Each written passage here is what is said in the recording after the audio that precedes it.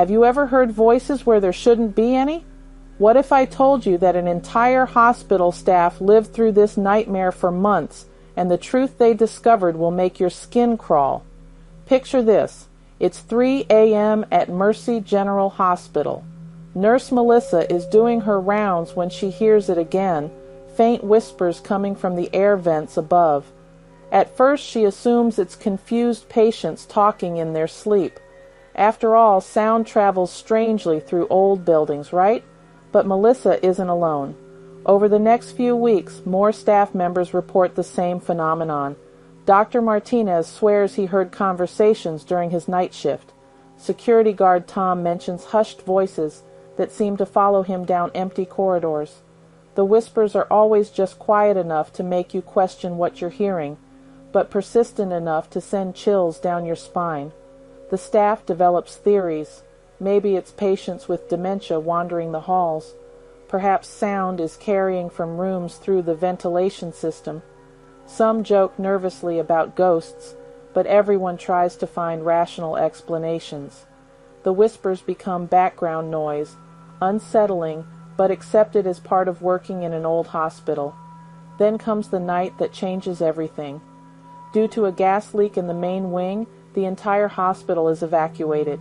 Every patient is transferred to other facilities. Every staff member is accounted for outside. The building sits completely empty for the first time in decades. That's when maintenance worker Jake volunteers to do a final safety check before the gas company arrives. Armed with just a flashlight and radio, he enters the eerily quiet building. No patients, no doctors, no nurses, just silence. Or so he thinks. 20 minutes into his inspection, Jake freezes in the main hallway. The whispers are back. Clearer now without the usual hospital noise masking them. Multiple voices having fragmented conversations that don't quite make sense. His blood runs cold as he realizes these sounds aren't coming from any patients, because there are no patients. Jake follows the whispers through the maze of corridors, his flashlight beam dancing across empty rooms and abandoned equipment. The voices grow louder as he approaches the old psychiatric wing, a section that's been closed for renovations for months. What Jake discovers in that abandoned wing will haunt him forever.